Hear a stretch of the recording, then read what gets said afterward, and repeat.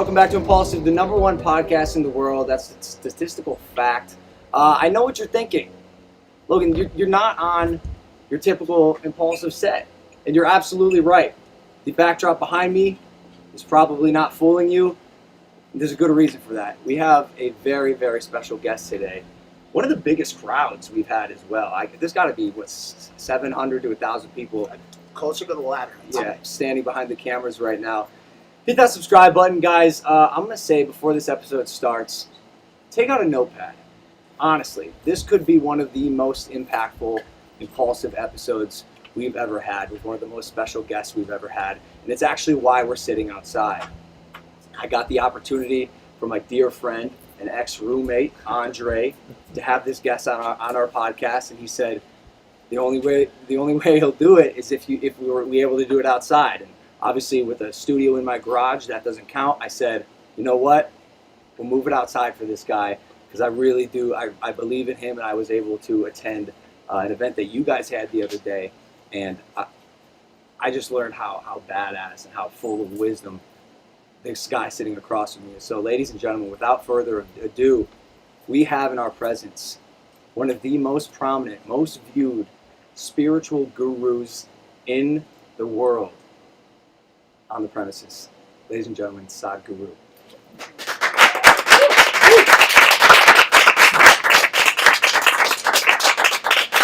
My maid, Maria, found out you were coming.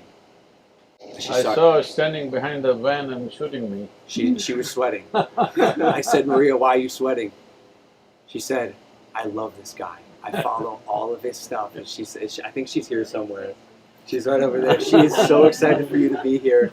And when I was at Andre's, we're all waiting for you to show up. And I don't know what to expect, right?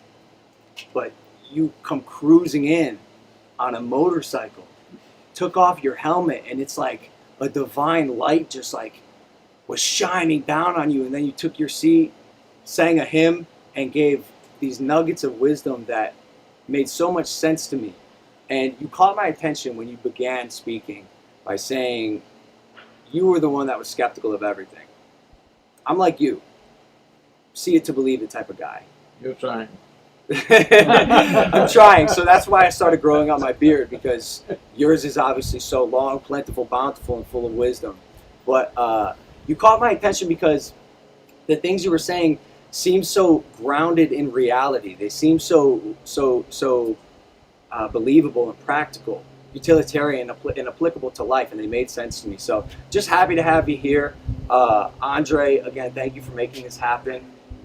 You know a lot about him, and I want to turn to you to give us some talking points on where to start, because one thing I learned in just listening to the event you held the other day was the man knows everything. He's got the answers to everything. No, you do. You have the answers to everything. We got some relationship problems we want to ask you about. Because none of us know what is everything, so it's okay. Fantastic. So, yeah, brother, just appreciate you. How you doing? Thanks for joining us today. Just rode for an hour from outside of LA. Whoa, the tarmac is burning hot. Yeah. This is nice out here. Yeah, it's hot today. So you've just been traveling the past month over all across America on your motorcycle, correct? Yeah, and activating the conversation of spirituality, and getting to witness the beauty that the spiritual people here have, and with the indigenous people and Native Americans. And so what has been the most fascinating thing that you've been revealed and seen through your travels the past month? Well, there are too many things, you'll need many days to listen to that. So let me tell you, the most prominent thing that stuck in my mind is Matotipila, which is unfortunately today being referred to as the Devil's Tower. It is a phenomena that all of you young people must experience. It is so incredibly powerful and so rare.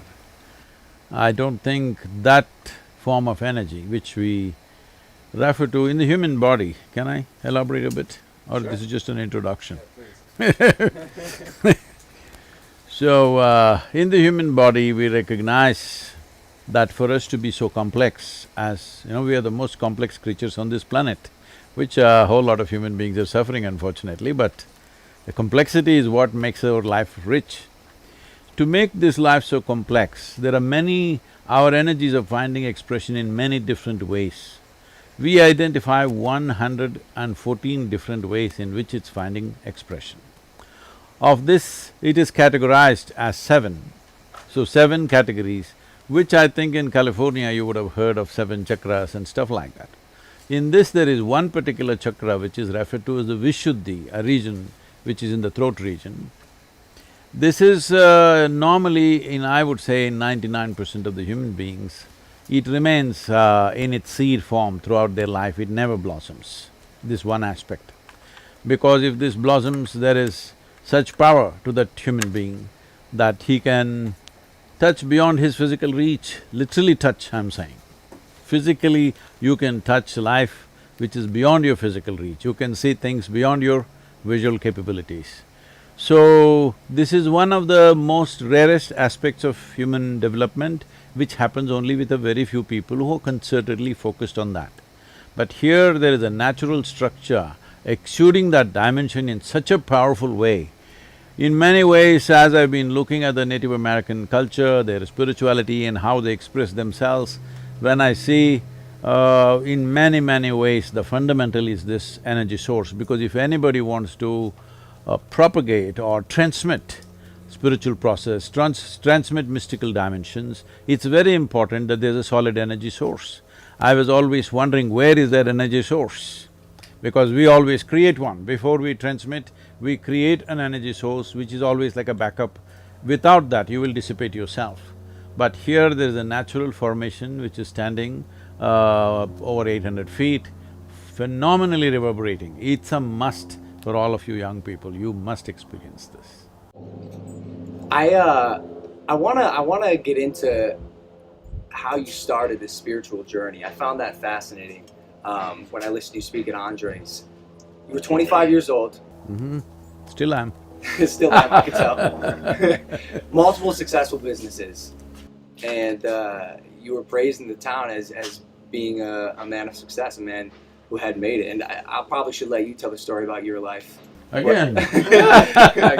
I asked, I'm sure you've told this story so many times, but you know, our audience hasn't heard it, or some of them may have, some of them may have not, and I know when I first heard it, I found it fascinating. So maybe just a brief introduction to how you got started into knowing everything in the universe. I'm serious, he has all the answers. Wait till he starts, bro.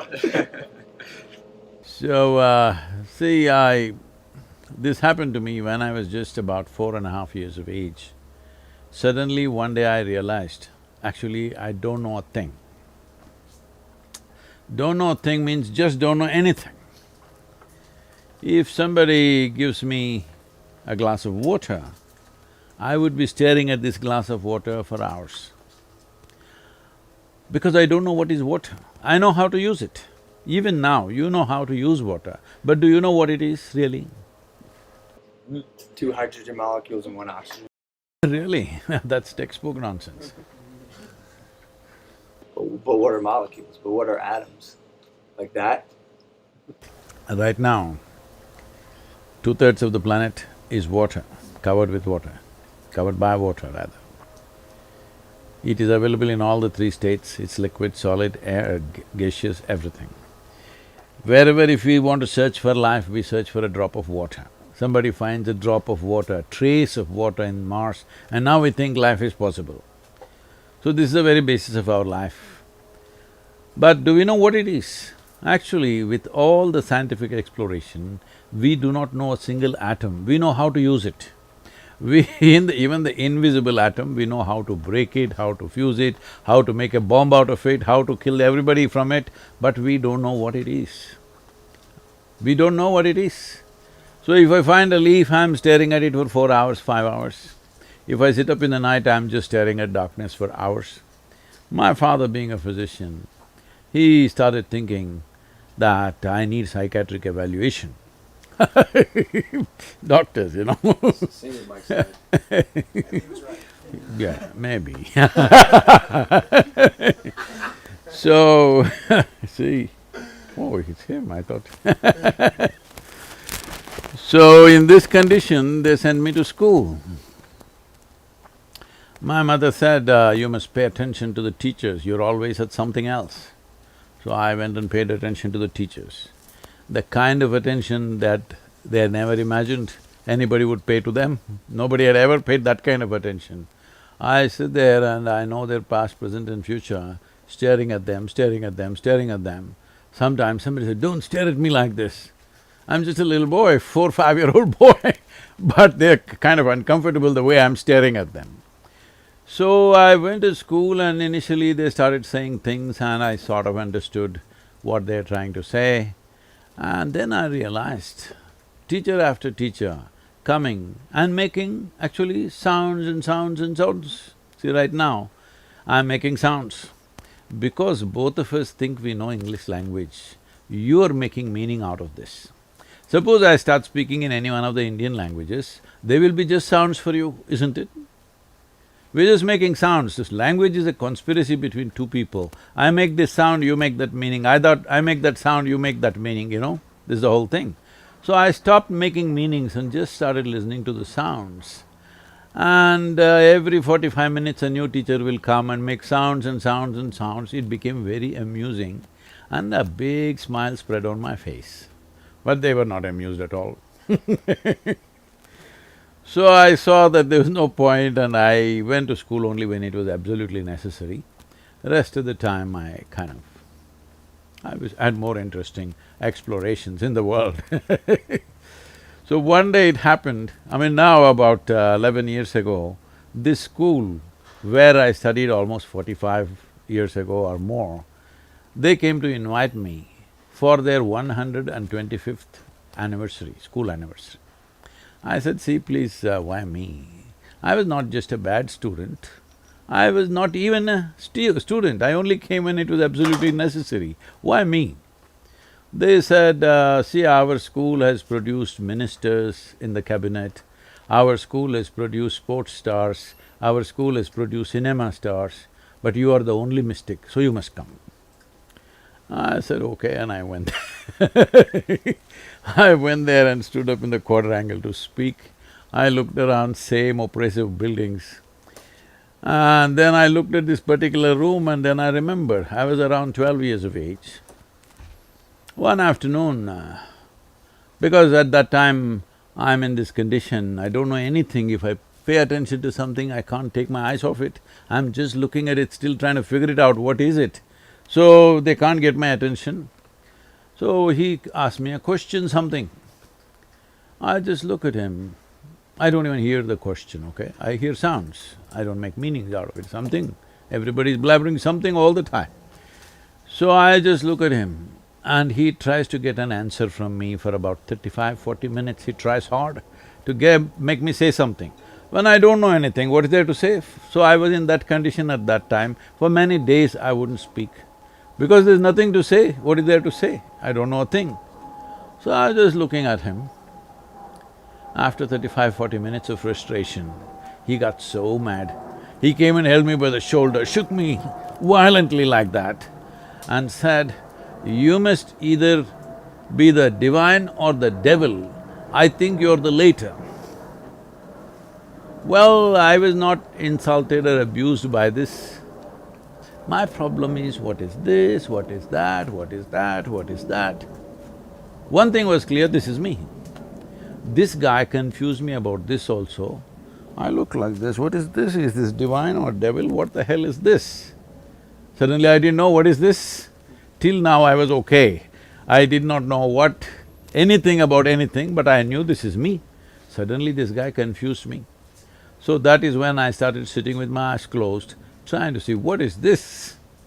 Well, it took a few years, another 12-13 years, before I realized what is this. And what was that? Huh? What was that? See, right now, what you call as myself is largely the boundaries of your body.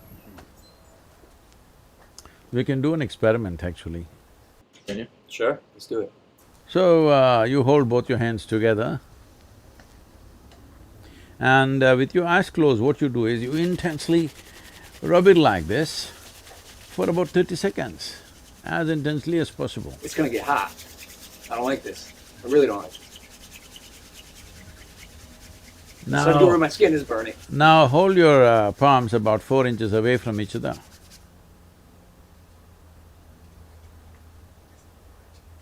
Something happening between them?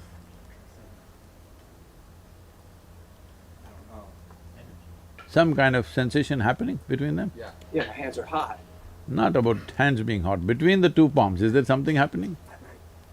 I don't know. Please try it again, not with pressure but with speed. Yeah. It feels like there's like a magnet between the Yeah. two. So there is a sensation. What I'm trying to tell you is, how did you fix the boundaries of your body? See, right now, do one thing, take your right hand and touch your left hand. Is that you? Is that you? Yeah. Yes. Touch the chair on which you're sitting. Is that you? No. How do you know this? Because I can get off of it and walk away in the chair. Oh, this a whole lot of people have walked away from their body, haven't they? What about all the dead people, huh? Don't they come back on Halloween? I think the most important notion here is to understand that human experience is 100% self-contained, which you talk about. No, that's not what I'm saying. See, right now, you're fixing the boundaries of who you are only from the boundaries of sensation. Where there is sensation, it's you. Where there is no sensation, it's not you, isn't it? Can I just ask a question? I don't want to get too far ahead, but I want to bring this back for the impulsive audience who may not be aligned with this way of thinking or know who you are exactly or your approach. I have always been one to have a tough time with all of this. Me and Andre have had many conversations about it. I'm open-minded to it, but at the end of the day, I always have a Verizon bill to pay. I have health insurance that needs to You be… go to the phone bills. No, if you don't use the phone, there are no bills actually. Okay, great, right. Great, and I love that. But I've got bills. To No, pay. let's come to the Verizon later. Right now, first of all, how do you define who you are and what you are? Essentially, whatever is within the boundaries of your sensation is you. Whatever is outside the boundaries of your sensation is something else, isn't it? See, right now, this water in this vessel, is this you? No. Before paying the Verizon, you need to drink water, all right? Yes. Is this you? No, it's not, it's not. It's not. No. See, like I said, Yes, it's hard for me listen, to even get hi- on your level to answer the No, question, no. is the water in the glass me? It's No, not I've you- been taught that the Yes. water in the glass is not me. Yes, but if I'm you drink trying it, here. if you drink it, will it become you? See, that's where I don't know. No, right now, two-thirds of your body is water. So it, Or- it is me then. It is you. But Okay. then is it still you in the toilet after you pee it out as well? That's up to you to decide. Okay. Then you'll get flushed trying. out. What are you gonna decide?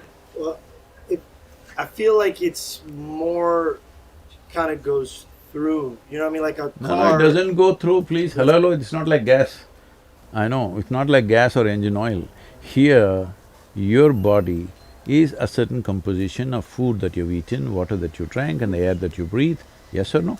Yes. So right now, we're just using water as an example. If it's here in this vessel, it's definitely not you, it's 100% clear.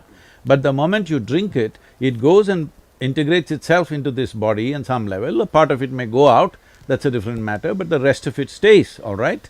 So now that it is here, this water which is in this body, are you not experiencing this as myself? Yes? Yes or no? Yes. May I ask a question? And then no, like this is a legit question. I'm very new to this. No, you're not new to life, I'm only asking you simple I questions about wouldn't be life. too sure. I don't know. Sometimes I wake up and I'm like, okay, I'm here today. My question is this: if the water is me and I drink the water, No, I didn't say it's you, I just asked you a question. oh, okay. So is it or is it? It not? wasn't. and then Well, you he's drink it. in the middle of a spiel, bro. He's not done yet. So maybe put a pin in your question. No, the simple thing is this, is it true your body is an accumulation of food, water, air and whatever else you consumed? Correct. Yes. So similarly, the water is here, it's not you, you know that, but the moment it's inside, you experience this as myself, isn't it? Why? Because it's within the boundaries of your sensation. So your idea of who you are is only because of the boundaries of your sensation. If you touch this, you know this is not me. If you touch this, you know this is me. Because here there are sensations, here there are no sensations. But boundaries of your sensation can be stretched. Simply if you did this, you will feel sensations between your arms, between your palms. Well, you have heard somebody had an unfortunate incident and they chopped off somebody's leg, and still the experience of leg is still there, though the physical leg is not there, because there is a sensory body. As there is a physical body, there is a sensory body. This sensory body, how large it is depends on how intense your life energies are. If your life energies are very effervescent and intense, your sensory body becomes larger than your physical body. Why everybody is rubbing each other all the time is because they want to experience somebody else as a part of themselves. If your sensory body became as large as this space, you would experience everybody here as myself. This is what you're thinking is love, this is what you're thinking is sexuality. All that's happening is your sensory body, because of a certain moment of exuberance, has expanded. Because it's expanded, somebody feels like they're just a part of you at that moment. So now, what yoga means is, you make your life energy so exuberant, it takes some work. You make it so exuberant, if you sit here, the entire universe is a part of you, because your sensory body is stretched like that. So your whole experience of life as to what is you and what is not you is determined by where there are sensations, it's you, where there are no sensations, it's not you, isn't it? Correct. I'm on board. Everybody is. You have no choice. Where I was going with that question, and I'm trying to phrase it the right way, is Just change the phone company. leave the phone, forget the phone company, we don't need phones, right? I guess Anyway, in half the country, that phone company doesn't work. Right, got it. Where I was going with it is just that I think to a lot of people that listen to this conversation, this is the conversation itself and the entire thought process is viewed by many people as a luxury that many people don't have the time, the ability to sit in and to understand, where does my life force end? I have 4 kids. We live in a 1-bedroom, apartment in New York You shouldn't City. have made 4 kids if you have only 1 bedroom. Right. a Okay. simple Okay. thing. Cool. Well, I get it. Now we're talking about the morality of parenthood. I get it. But what I'm saying is, people find themselves in circumstances whether they plan to be there or not, and life has a way of dictating how much energy we can devote to this type of extracurricular.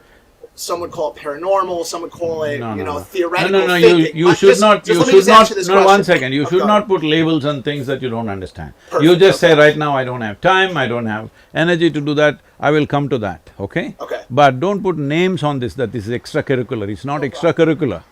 It is most fundamental to life. If you want to live a sensible life, it's important that you know at least what is the nature of your existence. Without knowing the nature of your existence, if you try to handle this, you will make a fool of yourself with the world. Right. So now that we know that, Got it. and you ran us through that, now that we know the nature of our existence… No, we don't. No, that's not how it works. That's what you always… I'm the water that I drank. No, you don't come to a conclusion like that. It is opening up one possibility. This is for you to wonder, what is the nature of my existence, which he thinks is a luxury. I'm saying it's like this. You want to handle something, let's say you want to handle this camera. You know nothing about it and you handle it. What will you produce, I'm asking? It's probably some horse shit. Yeah. Yes, that's what life is for most people, that's what he's saying. Horse shit. In one room they had 5 children. Why? There's one room, you should know what to do. I'm with you. I guess my question is, if I go to the grocery store, right, and I get to the register and I'm buying my lettuce and all of my organic vegetables, I get to the register and they say, that'll be $62.50. No, and I this explain to them, organic vegetable and all is too extracurricular, just buy it in Walmart. Okay, so I'm at the Walmart counter and they ask me for $62 and I say, but I have found out the fundamental principles of life and I have a life force that exists in between my hands when I rub them together. What I'm getting at is, how do you enthrall and ignite the masses to take part in this conversation about what life means? That's where I was trying to get to with this whole question. That's what I was taking the long See, route. I want you to understand, you're dismissing a whole lot of human beings as masses. There are no masses, there are individual human beings everywhere. If you have the patience, if you have the compassion, if you have the involvement, even if you go into the slum, there also there are individual human beings, there is no slum dwellers there. Hello? Yes or no? Yes. This mass of people, there's no such people. There are individual human beings. Every one of them is concerned about his or her life. Every one of them want to live well. I'm saying, if you want to use the camera well, the first thing is to read at least the instruction manual, even if you don't go for a training, isn't it? Hello? Isn't it so? So I'm just talking about the instruction manual for such a complex machine that's been given to you. The most sophisticated technology on the planet is this one, the human mechanism. Without knowing a thing about it, if you think you can handle it well, you cannot. If I can just interject here real quick, I think that for me, when it comes to spiritual seeking, it boils down to the question of who am I, right? What is the nature of my existence? And the pointing, right, is to understand who I am, I have to first understand who I am not. And so I feel like he was touching on, like, most people are so identified with their mind and their body processes, and they think that is them. And so I think what he was trying to do is give a distinction as to the separation of who you are and what your mind and body are. See, that is one aspect. First of all, I'm saying, if you want to conduct anything well, will you conduct it well if you know everything about it? Or will you conduct it well if you know nothing about it? Former. That's all. You want to stand in the grocery line, if you are smart, you will never stand in the grocery line. I have not stood in a grocery line for years. All right, for decades. Right. Why?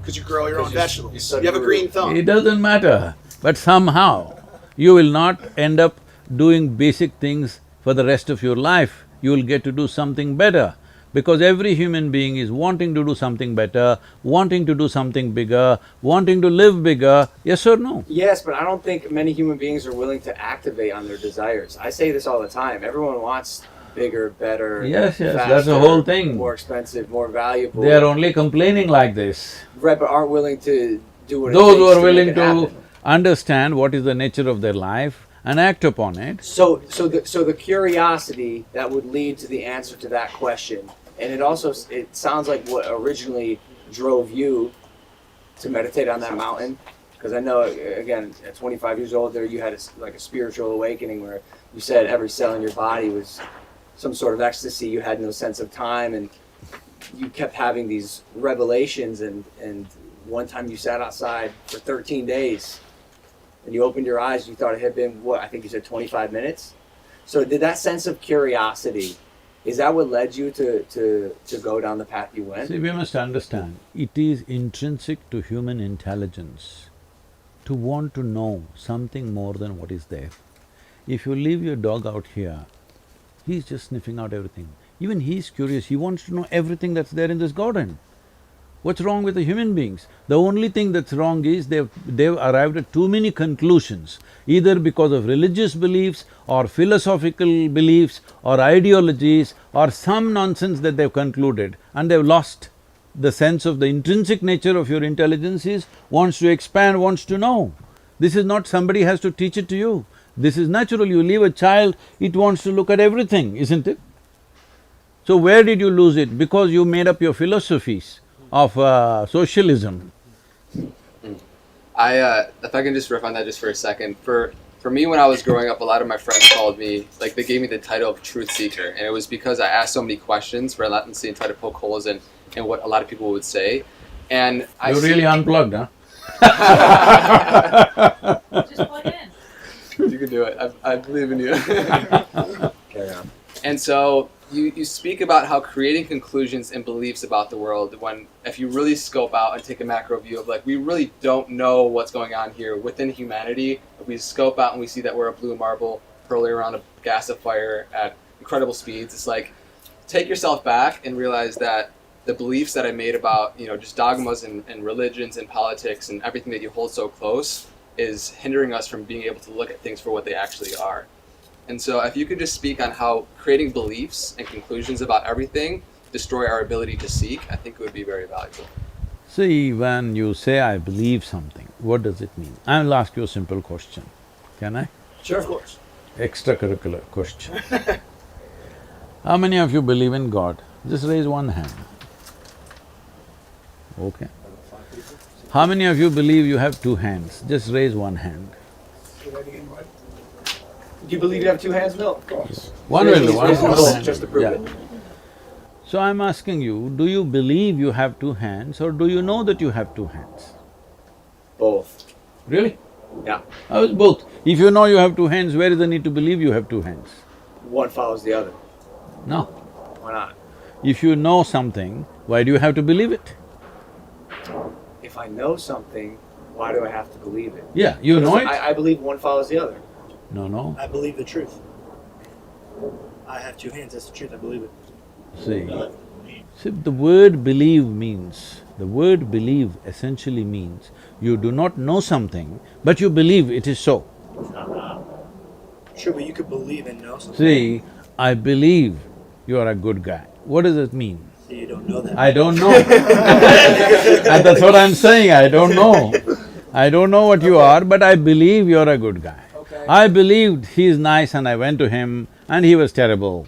So are you saying forget about the belief and just No, stick I'm to not what we saying. know? But first understand the distinction between knowing something and believing something. Got it. So whatever we do not know, it is most wonderful of you and human of you to see I do not know. Because I do not know is a tremendous possibility.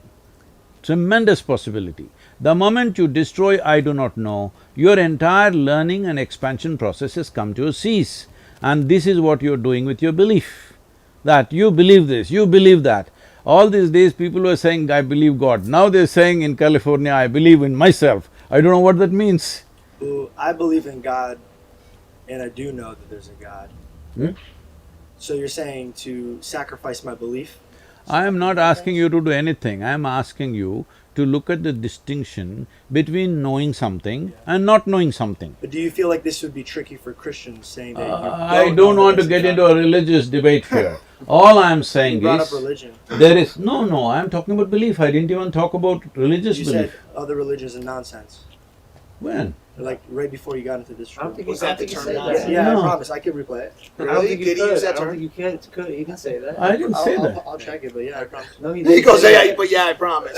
Look, can I ask this? You believe that I said it. I did not say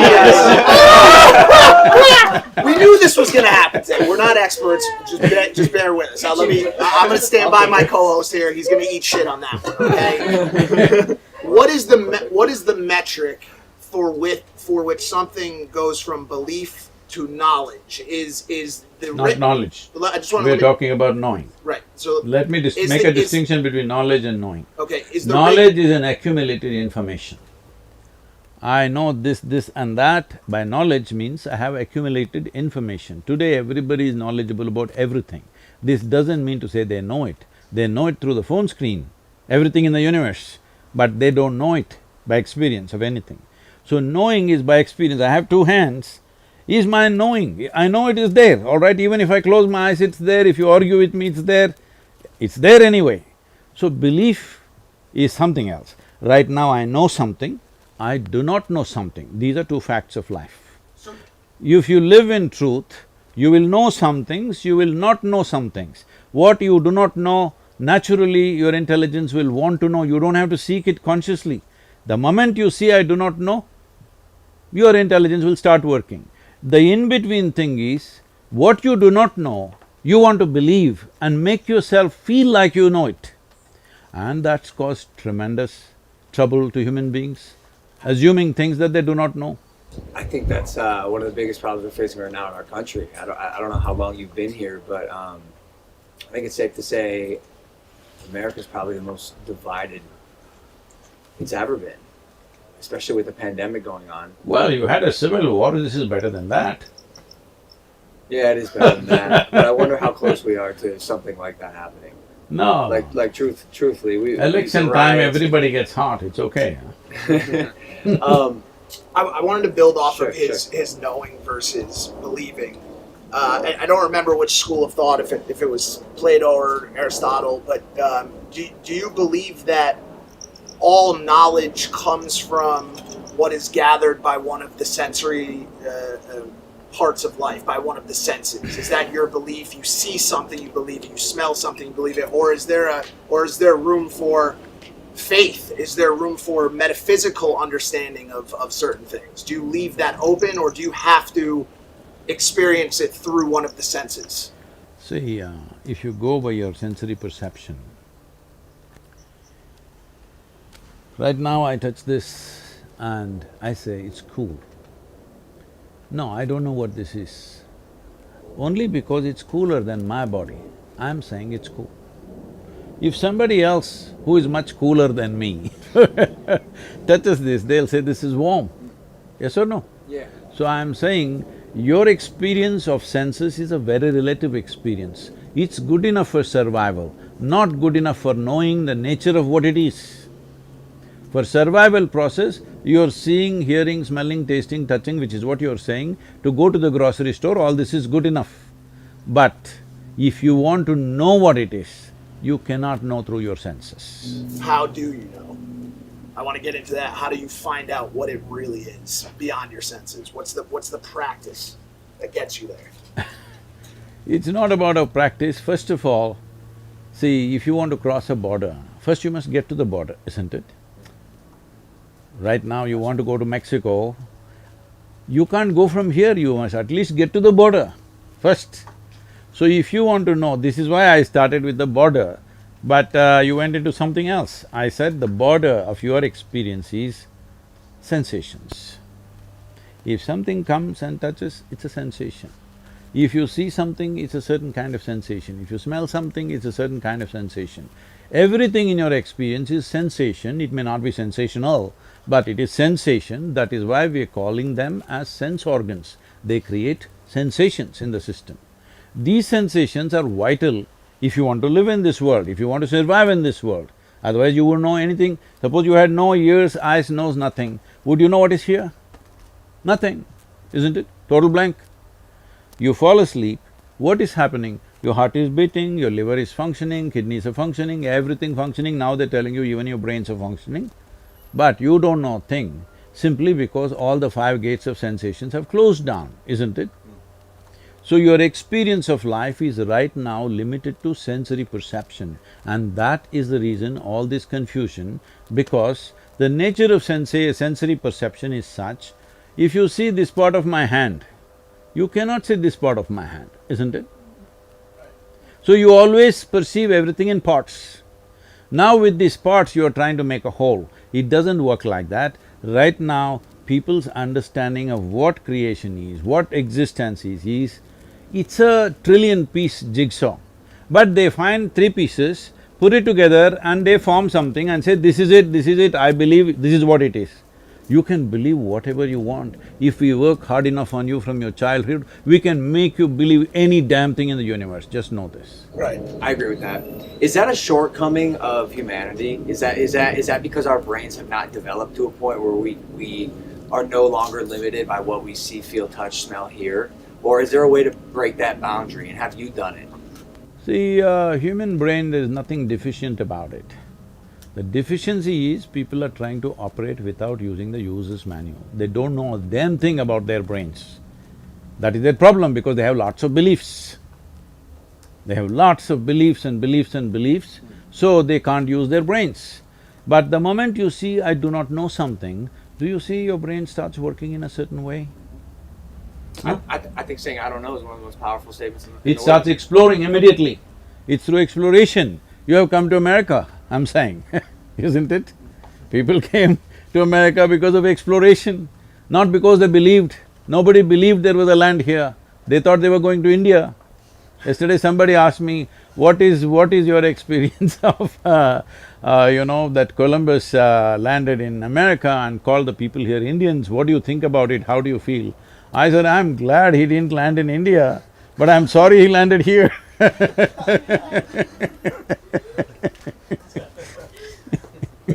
talk about this necessity for curiosity and this I don't know or questioning. See, don't use the word curiosity. Okay. Curiosity is a very surface thing. Okay. But when you realize I do not know, there is a pain of not knowing. Right, and it leads to that questioning, right?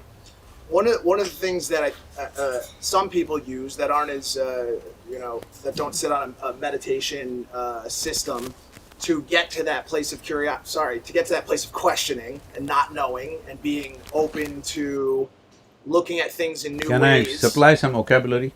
What's that? Seeking. Seeking. Thank you so much. Like I said, brand new to this. One thing some of these people use is mind-altering drugs, ayahuasca, psilocybin, surgic acid. What are your thoughts on getting to this place of understanding through alternate means? See, it's like you can jinx the brain to create all kinds of experiences. Just by strongly dreaming about it, you can do it actually. People do it. You can hypnotize somebody and make them go through all kinds of things. If you're only hunting for experiences, it's fine. But what I'm talking is not about hunting for experiences, a genuine exploration. If you put on a VR and sit here, you may go to Mars right now. But you've not gone to Mars, that's all I'm saying. So by making some chemical changes forcefully, by introducing something, whether it's of natural origin or it came from the backstreet of something, it doesn't matter where it came from, you stimulate something chemically and an experience happened. If you did it just one time and you use this as a way to understand that I'm capable of these experiences. Yesterday I was just doing the daily quote today morning. The quote was something like this, if I can repeat that. It is like, whatever was the most wonderful and the peak level of emotion or experience you had, make that your baseline in your life. Because you're capable of that, all right? You're capable of that. What you're capable of must happen. What you're not capable of will not happen, that's a different matter. What you're capable… if you're capable of a certain level of joy, that must be your baseline. Now you will explore what's beyond. Now most people think these peak experiences happen only when somebody loves me, only when I pop this pill, only when I smoke this stuff. This is the wrong way to do it. If you used it just once to understand that my body and my experience is capable of reaching such a peak, and then you start living there, that's great. But every time you have to pop something and tomorrow you're sick, what's the point of that? So your peace and happiness, I know I've asked you all, what do you truly want, right? What do you truly want in this life? And we, in the 3D material world, are chasing a lot of things because of the feeling that it's going to give us, right? And so peace and happiness seems to be the answer amongst a lot of people that I ask. And I hear you talk about how peace should be the fundamental baseline foundation in which you live, not the highest aspiration. And so if you could speak for people that don't have that peace currently within their life and want that to be the basis for their whole life, how can they do that? See, this is the most unfortunate thing in the world, that most human beings just do not know how to be at ease. They're not even at ease. Forget about joy, forget about blissfulness. There is no ease, they're all in this jangled state. And now they say, this is how human beings are. Doctors say because that's their business, pharmaceutical companies say that's their business. See, for example, United States, we are here in USA, so let's take this as an example. This is the most affluent country on the planet right now. Why does an individual person or a society or a nation seek affluence? In the first stage of affluence, it's a choice of nourishment. I can eat what I want. If I'm hungry, I'm thinking of money. Why? Because if I have money, I can eat whatever I want. In the second level of affluence, it's the lifestyle. I can live the way I want, I can do things that I want to do. So now in the most affluent country where there is a choice of nourishment and a choice of lifestyles like nowhere else, why are you spending $3.25 trillion as your health care? Something must be wrong with you. Hello? When you have a choice of nourishment and choice of lifestyle, why are you sick, I'm asking? $3.25 trillion is more than India's budget, all right? Annual budget for 1.2 billion people. So where do we go wrong? That's what we are looking at. No, it's not about greed.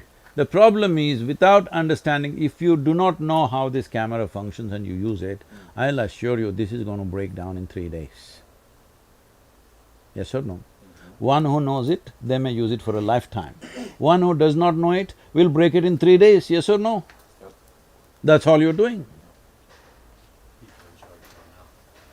No, it's not about them. You are in charge of your life, you don't know, think about this. Because you think by fixing the outside world everything will be okay. Because roads are done, bridges are done, airplanes are flying, you think everything is done. No. A human experience essentially happens from within you.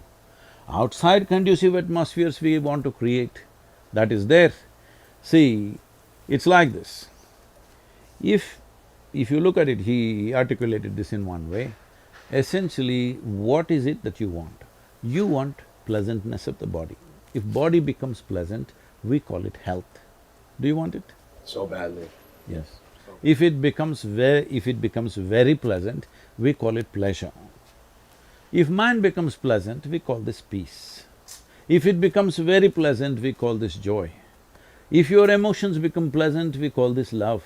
If it becomes very pleasant, we call it compassion. If your very life energies become pleasant, we call this blissfulness. If it becomes very pleasant, we call it ecstasy. If your surroundings become pleasant, we call it success. Only to create your surroundings in a pleasant manner, you need the cooperation of all these people. But for pleasantness of body, pleasantness of mind, pleasantness of emotion and energy, it is 100% your business, yes or no? Yep.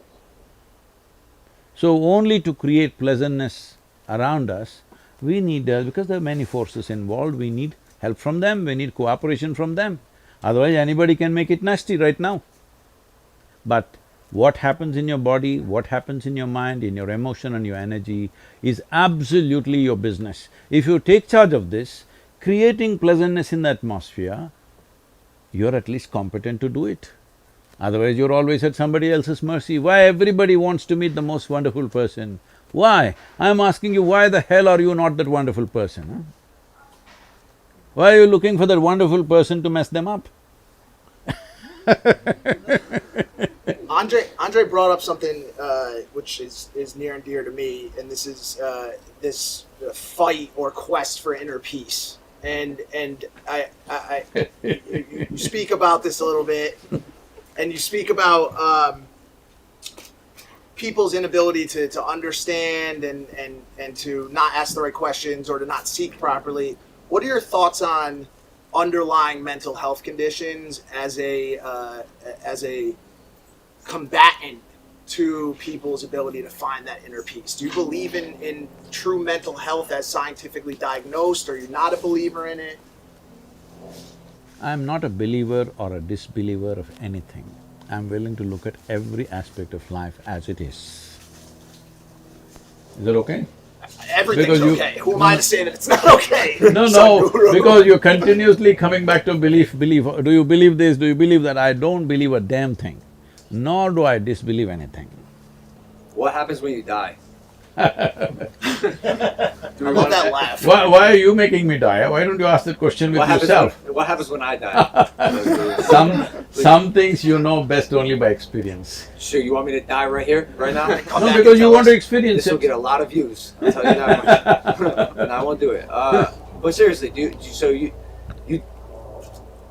based on what you just said, technically you don't have a belief on what happens when you die, but surely you think I've just this year, in the month of February, I published a book called Death, which is on a top selling list for the last 10 months, continuously. The book is titled as Death, an Inside Story. It's only for those who shall die.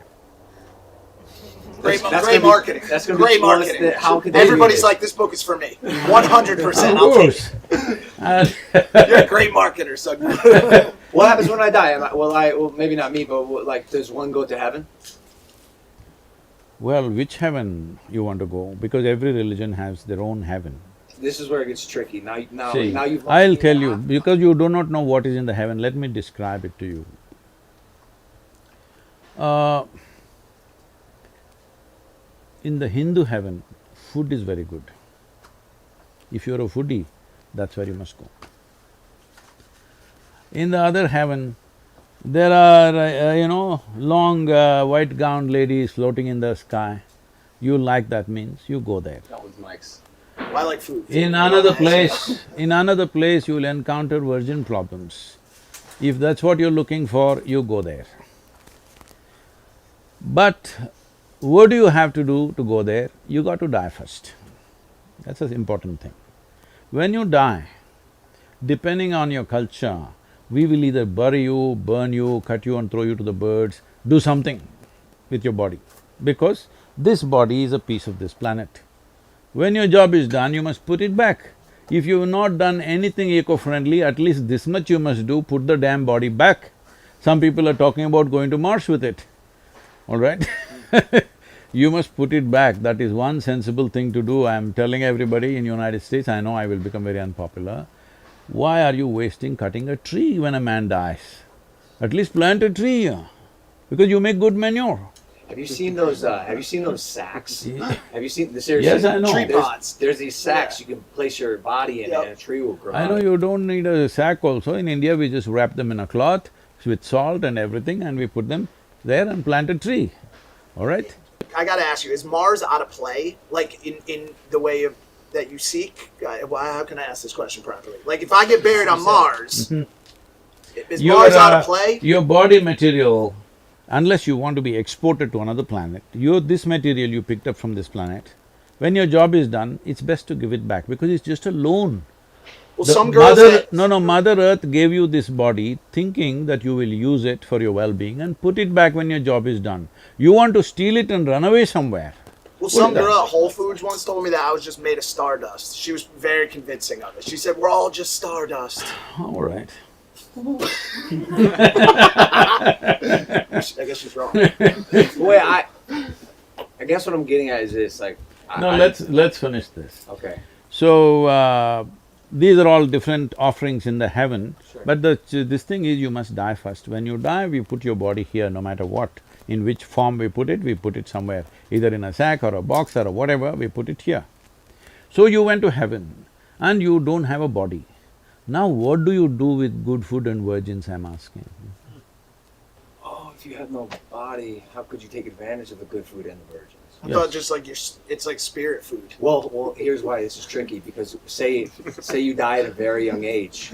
Seriously, this is where I get confused. What goes to heaven? Your soul?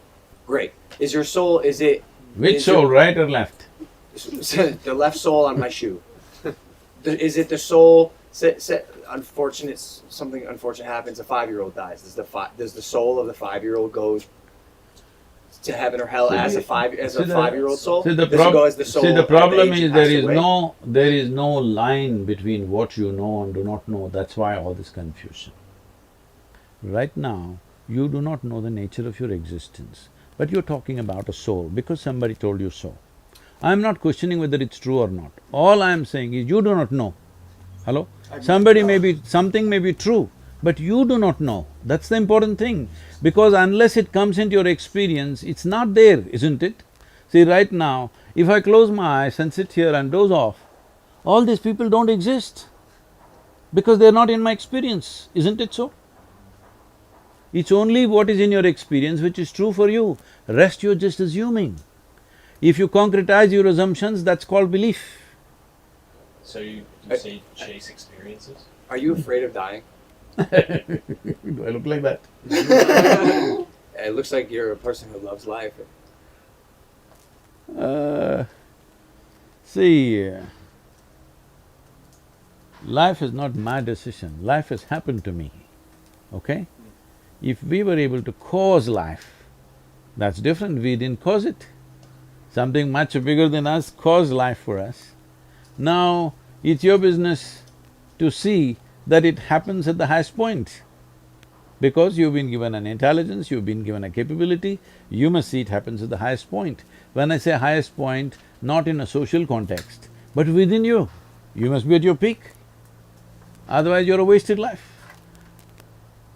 Can I take a You have concerns that you have to pay your Verizon's bill, so you go with a long face on the street. No, the thing is just this, right now the only and only and only thing that you have is life, rest is all your assumption. Can I take a second to get sort of personal? And Andre, you did someone brought it up at your event.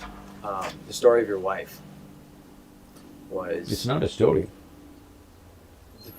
The reality Of your life. of your wife. And I don't know how to fathom what occurred, but it kind of goes along what you were just talking about living at the peak. And on Saturday, I heard you speak, or Sunday I heard you speak, and you talked about her having the desire to go at what she felt was her peak. Mm-hmm. And in meditation, correct me if I'm wrong, in meditation, she made the conscious decision to leave this planet. Is it a question or it's a statement? I'm trying to phrase, coming from someone again who's just gotten immersed in this world, having that level of, whether you want to call it enlightenment, connectedness, knowingness, seems unfathomable to me. See, you're living in a culture where the only dream is to survive better than somebody else. In the last 200 years, that's been the only dream, how to be better than everybody else, survive a little better, have little more than everybody else. But you're also, right now you and me are sitting on a land where for people, the distinction between life and death was very thin in their understanding and experience of life. The Native American people lived like this. I was amazed to see that only recently I discovered that they are talking about a doorway on top of the head. They're saying there is a doorway. They call it by something of their own language, what? Okay? Kapavi, which is a doorway that you can open up and leave. It is through that life came and it is through that you can exit. This is a well-established science in India, and there are any number of yogis who left their body like this, sitting among people, announcing to everybody, today I will leave, and just leave. Like taking off a pair of clothes. Huh? Like taking off a pair of clothes. Yes, of course, because you put this on. You put on the body, isn't it? Slowly over a period of time. If what you accumulate, if you can't put it down, are you stuck or no? Suppose you picked up this vessel and you cannot put it down, it's stuck to your hand. Is it a good thing? No. So similarly, you put on this body, it's stuck to you, you don't know how to keep it down. That's a terrible thing. That's what people are suffering right now, being stuck in their bodies. They don't know what to do. So, what Mahasamadhi means is, it's not that they left and went to another planet or something, they just dissolved as a person. There is no persona anymore. So it's a different dimension of life. I think this is too light and uncommitted atmosphere to debate or discuss such a thing. If you're interested, I will talk to you in a different kind of atmosphere where there would be better understanding. And above all, I don't want to casually discuss my wife with a whole bunch of people who don't understand what it is. Who don't understand Yeah, what it absolutely. is. That's totally fair, yeah, absolutely. Sure.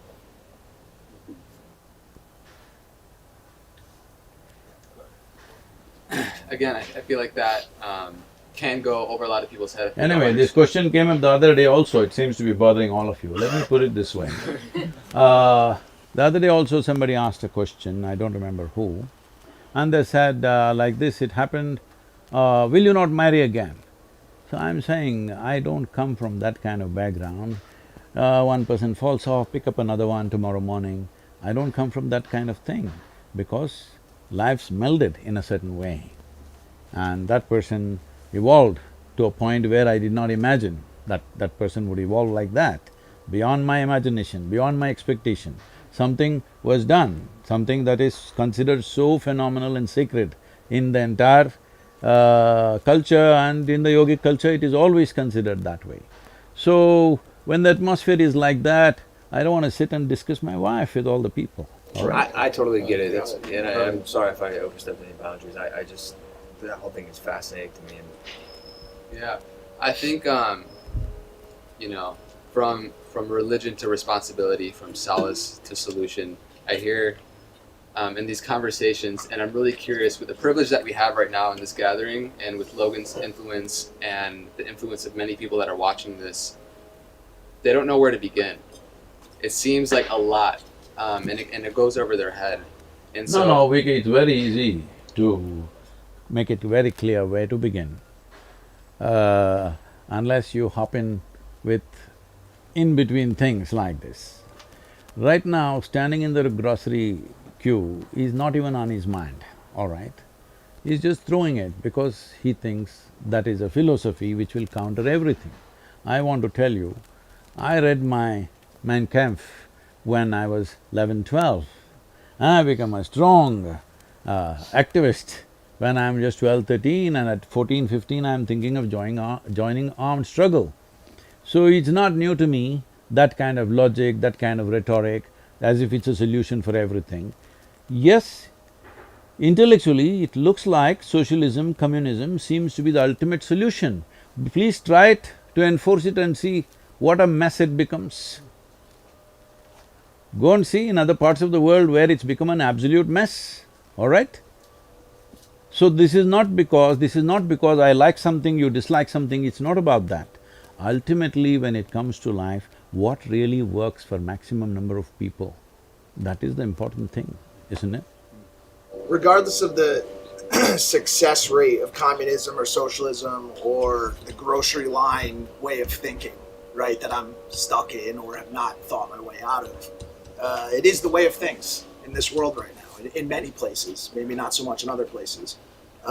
What is the reason for that? Is it the teaching of the parents? Is it the education system? Is it mostly religion? Who is the main perpetrator when it comes to set belief systems? And as opposed to giving us a starting point for creating new belief systems, how do you create a desire for the teachers of the next generation to think outside the box? See, for a long time, in the name of religion, in the name of philosophy, in the name of ideologies of variety of kind, all sorts of things have been promised. And all the promises are elsewhere, not here. I'm saying, because you're all continuously talking about belief, if you believe there is a better place than where we are right now, up there, why are you not gone, I'm asking? Doesn't make sense to me. If you genuinely believe there's up there a better place than this, you should be gone, isn't it? Hello? Well, based on the religions that people utilize to believe in this better place, we don't get to choose the day. The day is chosen. You can choose the day. Hold on a second. You can choose the day, it's very simple. All right, go ahead. well, I think it just speaks into what we were talking about earlier, right? If we really knew that there was something outside after we died, there was a heaven that we really knew, if we actually knew, then yeah, I would want to go right now. Yeah. But because it's a belief, that becomes a difficulty. I'd like to hear George speak. That's wrong. So, like you said, life was given to us, so we're not allowed to take it. For example, I can't take my own life, and I can't take Mike's life.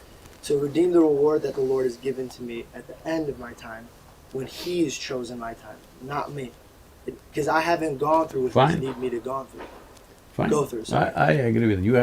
You or anybody has no right to take life, yours or somebody else's. That is a given, all right? But I'm saying, why is it that the idea of a better place than this has come is because right now people are suffering within themselves, all right? Why are they suffering? I want you to understand this. Whether it's joy or suffering, essentially both of them are happening from within you. Is that so? If it's happening from within you, what happens from within you, at least what happens from within you, must happen your way, isn't it? Very true. If it happens your way, would you be blissful or miserable? I wake up every single day blissful. Blissful, I would assume. Not presume, tell me. If Yeah, you had yeah. a choice, would you make it pleasant or unpleasant for yourself? Pleasant. I'd Pleasant. probably go pleasant. Yes. If you were feeling very pleasant, would you be always thinking of going to another place which is more pleasant? No. Right now, the entire this thing is set up on a better place somewhere else. So before, like, because a lot of people, if I say this, people are going to comment down below, okay, sure, you feel that your place is great.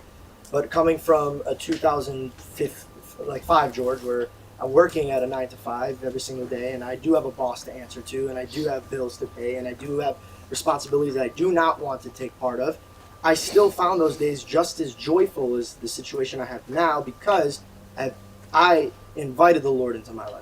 So if you're saying, why don't you just go there now? I'm saying, No, I'm not saying you should go there now. No, but you're saying, no, I'm not saying you're saying, but I'm saying Yeah. if that was the idea of like, if there's a better place in heaven, why don't they just go now? My combat was, why don't you just bring heaven here with you? I think that's what he's saying. You're actually, ironically, you're both on the same page. That's what I'm saying. So which is great. But I am still looking forward to something greater, but I'm also bringing it here. So I feel like religion can do that. And I feel like… See, I've never said a word, I don't know from where you're getting this, I have never said a word, this is it or that is it. All I'm saying is, instead of simply seeing what I do not know as I do not know, you're making up things in your mind. Now, is it true that major religions on the planet, unfortunately, are on a collision course all the time? True. True. Why? Because I believe one thing, you believe another thing. After all, it's just belief, why don't we change it? The way it works. Because belief means you made it up. I think just the respect of you have your beliefs, I have my beliefs, we could still be on the same But planet. it's not worked, right?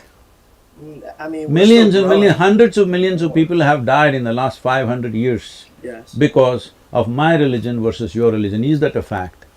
True. Yes, and I want you to believe, I want you to know this, that all these people genuinely believed that they're doing the right thing when they killed other people. They believed 100%. Right now, that man who goes and explodes himself somewhere, he believes… See, anybody who stakes his life for something, you can't question his integrity, isn't it? I'm willing to throw my life for something, I can question it. It depends what you're doing it for. Yeah, I'm doing it for my God. Who's different than your God? Do you see what he's saying? Yeah, but true. But if your God interferes with my life, then So what you just described is why they're… See, exactly that's what I'm saying. I Your want beliefs should you stay to on your side. understand, every religion starts off with this. If you worship the false gods, you must… what terrible thing should happen to you? So, that has been the basis, unfortunately. What you think is right is this is absolutism, that you think this is absolute, everything else is not okay. I'm saying, the thing is, the most fundamental thing is, if you're truthful, if you're sincere about your life, what you know, what I do not know, I do not know. If you really look at it, you hardly know anything about anything, that's a fact. And just when you're walking on the street, if you do not know how you walk on the street, if you think you know how you walk on the street, is there a difference? You're a bulldozer when you think you know what… everything. When you don't know, you are a humble, nice, wonderful guy, isn't it so? Depending on what arena you work in, being the humble, nice guy may not always be the winning tactic. How do you bring that humility into the sales world, into the stock world, or should those worlds cease to exist? Sadhguru. You're talking to me like I'm living in some Himalayan cave and I've just come out.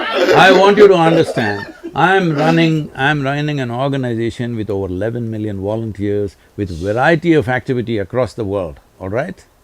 With various active projects which are every day have to be done, and businesses that have to be run, and the people on my hands all the time. So I'm not coming from a cave where I have no responsibilities, I have no nothing, I have nothing to manage, I'm sitting here and talking la-la land to you. Come on. So I guess what you're saying is, these exercises, these practices, this seeking is something that could be layered into the lives of just about anyone. Please tell me this. I'll do my best. It doesn't matter what kind of job you're doing, even if you're a soldier fighting a war, would it help to be very balanced, sane, joyful? And then you will do, even if you have to kill, you'll only do it to the extent you have to, nothing more, nothing less. Right now, people are taking pleasure in doing what they're doing, isn't it? Something has to be done sometimes, unfortunately, if the situations force you to do it, but you will do it only to the extent it's necessary. But if you are not in that state, if there is a certain level of angst, there is a certain level of anger and hatred in you, you will do things beyond the limits of what should be done. This has happened all over the world. In the name of nationhood, in the name of religion, in the name of race, in the name of caste, creed, every kind of thing, in gender, every kind of thing. People have done horrendous things. Why? Because they believe this is it, that is it, absolutism. If you see I do not know, you will walk gently. Absolutism is the devil. Can I say that accurately? You're getting religious once again. Absolutism, no good. The worst. I have a question. Never taken a sip of alcohol, right? Huh? You ever taken a sip of alcohol? I don't need to because I'm always drunk. Let's go. Ever smoke weed? I'm always told you've not seen my eyes yet. I know that. So straight edge. But I'm wondering, as a fellow person who's curious about life to the highest degree, or as you would say, seeking, how have you not had the desire to try? See, you are living in Los Angeles, you think that is where life is. No, sir, I don't. I'm from Ohio. Okay. Ohio also I heard a lot of overdoses last 2 months. Yeah. So, see, you are living in a certain society, you think this is the only way to explore. I came up in a place where I made sure I'm not influenced by anything, either whatever the religion around me, the family around me, the community around me, the politics around me, I made sure none of those things influence me. If nothing influences you, I keep telling people, see, I'm absolutely uneducated. They think uneducation means not going to school or college. No, uneducated means you did not pick up any ways of anybody's. You're simply the way the life is. Because your life, everything else is assumed. If you have experienced the nature of life that you are and the source of life which is also throbbing within you, why would you try picking up leaves and weeds, huh? Aren't you curious? I know what you know through the weed, I know 1,000,000x over that within myself. So why will I be curious about something like that? Do you play with the teddy bear every day today? No. Yes, he does. Why are you not… He 100% does. Sadhguru. Are you not curious how it feels, the child loves it so much? I went through the phase. I experienced it and That's decided… what, when you were a child it happened, right? Right. So I'm saying I grew up when I was 4.5 years of age. But even like the nature of psychedelics and the mind-opening experiences There that you are… have. see, right now, these 11 million volunteers have gathered and nearly 1 billion people are in one way or the other touch with us. See, I'm not selling tickets to heaven. I'm not offering miracles, pulling out gold chains from the sky or something like that. No miracle, no tickets to heaven, no anything. Why do you think they're gathering? Because I'm giving them dope. You're No, selling listen, drugs. listen, no, don't Real stop dope. it there because it'll be dangerous. I'm giving them dope that no drug dealer can give them. If they close their eyes, they are gone. I know you're big on semantics. Huh? So semantics? It is not semantic. Well, you're saying dope, and it's not actually dope. It's not weed. So what is it that you're selling? Like, what is your mission? What's your… Well, there is a lot of scientific research which says there are millions of cannabis receptors in your brain. You think they're waiting for you to smoke weed? I don't know. But they are there, that's a fact. So obviously, the system must have something to provide that possibility within the system. It is not that you have to go and pick something somewhere. It is here, because this is the greatest chemical factory. If you knew how to manage this, you wouldn't be in the back streets. You would make it happen here. Getting high off life. Huh? Getting high off life. Look, Yeah, look, that's I the understand- I understand. I'm just saying, like, I'm also a fellow curious person, and I had the thought process that I cannot die on this planet not knowing what a psychedelic does to my brain. I've refused. That's something I wanted to try before I died, and I did. And I'm just wondering, from a fellow person who is seeking, how that See. doesn't titillate you in some way. See, the thing is this, right now, we are all sitting in the same place, breathing the same air. Probably we eat similar food. At this moment, what is happening within me, how I am, I will not exchange this for anything in the universe. You give me the world, I will not change it. That's how big it is. If that's happening within you, you won't go pick weed, that's all I'm saying. Okay, so I'm lacking. So I'm curious because I'm lacking. You No, don't if have- weed or whatever else gave you a little experience, you must understand, weed cannot experience, it's you who experiences. Weed might have stimulated some experience within you. Whether it is stimulated from outside or inside is the only question, right? If it is from outside, it always has a flip side of negativity to it. If it happens from within, when suppose there was… see, people are drinking alcohol. If there was no hangovers, if there was no liver burning up, whatever, they would be drunk all the time. If you could be too fully drunk and fully alert all the time, would you do it? Everybody, I would advise them, drink alcohol, okay? Right now, that's all I'm telling you. There is a way where you can be fully stoned and fully conscious at the same time. I believe you. You're also much wiser. You don't have to believe Everyone me, here. you just have to check out my life, how I live. But I'm saying, surely you are in your early 20s, and I know, like, you grew up in the 60s. So before you had the spiritual enlightenment, there wasn't a part of you that… Well, he said he aged at 4. 4 So, years old. so you're saying that us intoxicated, we're at a level of here, but you sober are here, and you're teaching people that, and from your past conversation, you're saying that if you wanted to try it once to tell your body you could be here, that's fine, but if you're going to consistently take it here, that's wrong. You shouldn't be using a substance to get you to happiness. See, the choice is this. Suppose, let us say, the compound wall of this house is 25 feet tall. You've not seen anything outside of this, you always lived here, it was quite okay. But one day you went on a trampoline and jumped up and you saw there's a whole wide world out there. But for a moment and you came down. You again want to leap? This is addiction. You want to leap and have a little glimpse, So, what we do is, we don't put you on a trampoline because we know you will fall back. We teach you how to build a ladder.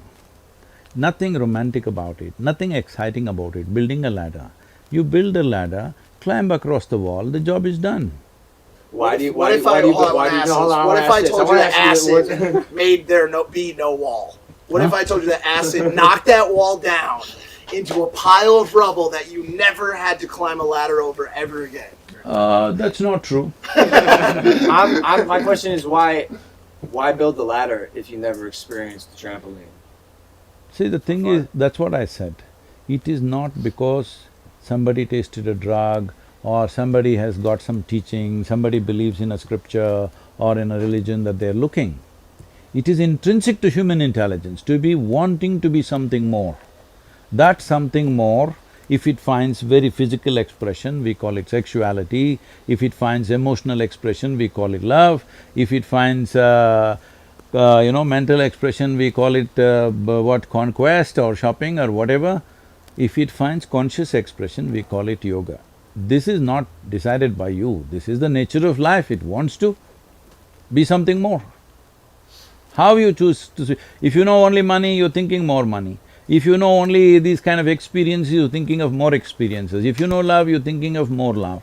If you know knowledge, you're thinking of more knowledge. Whatever you know, you're trying to hit the peak with that, right? How do you know you found the one? Love. Founder? How do you Found know the you one, a found the partner. one? The right The partner. right partner in life. Oh. I love that laugh. Answers. I want to laugh like that. One day. It's amazing. Do you need a beard to laugh like that? You have to. You have to have it. You could probably start laughing like that. I'm close. Anyways, So anyway, this is not United States, nor is it 2020. This is 1990, and this is India, where things don't happen like how it happens here. Yeah, but that's all. I just looked at her, and in 3 days we were married. So you're saying when you know, you know. So when you were rich before. when I went home, my wife, I said because everybody thought I'll never marry because that was the contention, because I was living wild all the time. I'm camping in the mountains here, there, and I have no interest in such things. One day I went and said, I'm marrying this girl. I said, what? Who is she? I knew her pet name, like what she's called. I didn't know her full name. Then they asked, what's the father's name? I said, I don't know. They said, what? You don't know father's name? What's their caste? I said, I don't know. Then you don't know father's name, you don't know what the family is, how will you marry this girl? I said, I intend to marry only the girl, not the father. But did you know? I didn't know. You didn't know. What? did you know Did she you was know the she one? was the one? Absolutely. You knew. 3 days. Was there ever a time in the marriage you were like, man, I picked the wrong one? Like, this girl really's acting up. We don't do those things. You're pointing me in Because we are not… See, I want you to understand this. I know this culture is just built up now. If you're looking how to extract life from somebody, anybody, whatever kind of wonderful person you pick, they will disappoint you. Because you can't pick life, joy or pleasure from somebody else. If you're seeing that your life is an expression of your joy and you're seeing always how to do the best for the other person, it never will happen to you that, oh, did I pick the wrong one? Did I do this? Did I do that? So tomorrow suddenly you think this is the wrong tree and cut it off and put some other tree? That's stupid. I feel like we look for in our culture, and it's the saying like, find my other half, right? Which in a sense is saying that we're incomplete by ourselves, right? And we're looking for joy in another being. And I think that's really the key, is just finding that if we can have two wholes come together, right? And so we're coming in union and relationship to not extract joy from one another, but to share joy within one another. And this guy has become wise. Read your books. I've read quite a few of your books. Are we on time? I mean, I could probably sit here and ask questions all day. Well, he's probably got places I to need go. I need some answers. Have you seen The Matrix? Which pill would you take? Which pill did you take? Or did you not take a pill? Have you seen The Matrix? Let's start there. Matrix? The movie? Well, I am the Matrix, huh? You are The Matrix!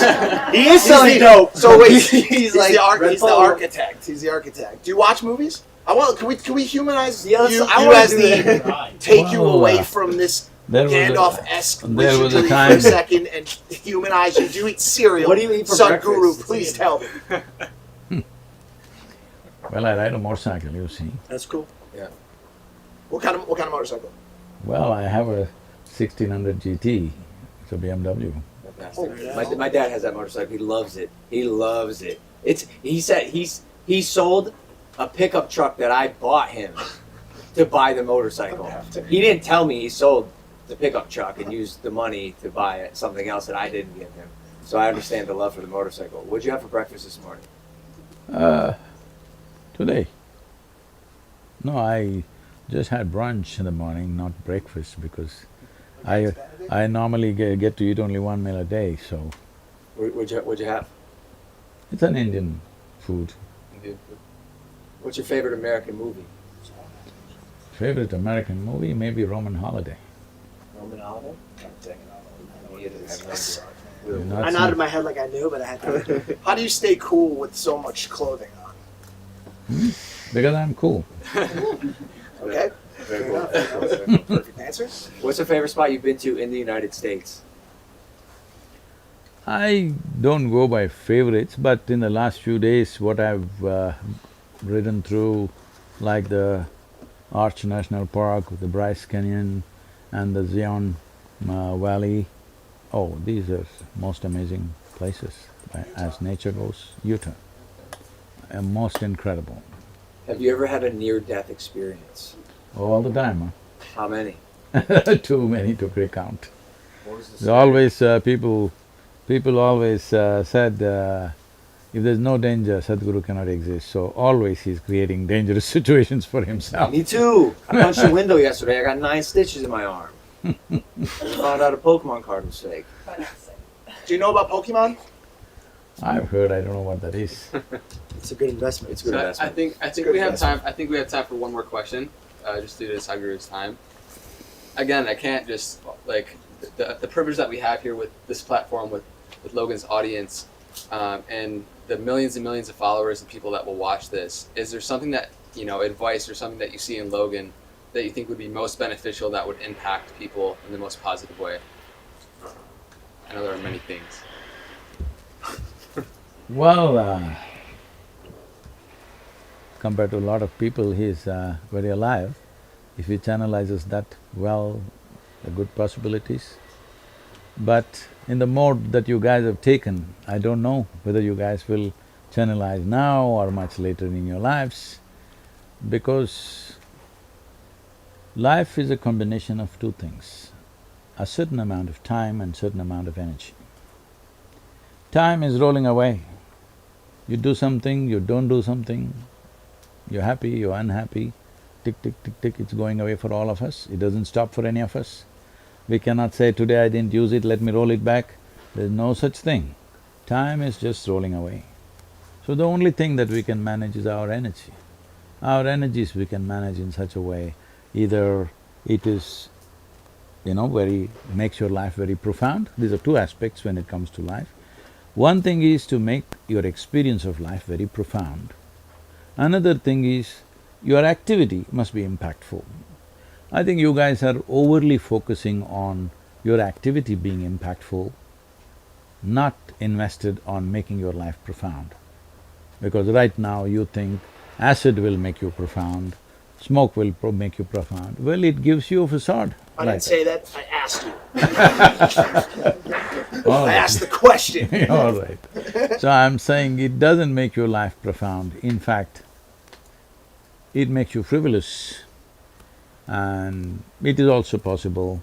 I'm telling you, during my time, I'm saying when I was in university, 13 of my friends, over a period of 7–8 years, 13 of my friends died. Some to drugs, overdosing, some riding motorcycles too wild, not knowing where the limit is, trying to ride like somebody else, all right? You can ride to your limit. You can't do what somebody does. Somebody else may be doing something else. You must ride to your limit. You must know where is your limit and you stay on that edge and see how to push that edge. But you don't try to do what somebody else is doing right now. So like this 13 of my friends in 7–8 years' time, about 4 of them to drugs, remaining 9 of them to motorcycles, they lost their lives. They're all wonderful riders, they rode with me for many years. They're all… It's not like in United States, okay? This is like sitting on a microwave riding in United States. There is nothing, just put it on the cruise and you sit. This is not like that in India. You're riding, an elephant can be on the road, all right? And you need to be super alert and intuitive to ride at a certain speed. These are good guys, very good at what they're doing. But somebody drinks and drives, rides. Somebody thinks he can smoke and then ride, smoke up and then ride, like these kind of things. Or somebody, at any cost he wants to go ahead of somebody, whatever. Essentially not calibrating your energies right. Those who died, died. Many others, they became accountants, they became lawyers, they became something else. They're all my age now. When I look at them, they're all successful people. They got money, they got wife, they got kids, all this, but no life in them. So this guy has got some life. Let's see how he handles and manages his energy, because time will run anyway, whether you like it or you don't like it. Today gets over, tomorrow happens, tomorrow gets over. It's happening to all of us. So these are the only two ingredients you have, time and energy. What you make out of your energy is the profoundness of your life and also the impact of your work. Please, all of you, make that happen for yourself. First and foremost thing is life should become profound in your experience. Then how you impact people, you don't have to worry. Whichever way you do it, it'll be for the best. But if you live on the surface and try to impact people, sometimes you will do good things, sometimes you will do terrible things to people, maybe with good intention, because most horrible things on this planet are done with best of intentions, not with bad intention. Sadhguru, thank you for blessing us with your wisdom today. Can we get a round of applause for Sadhguru, everybody? Thank you very much.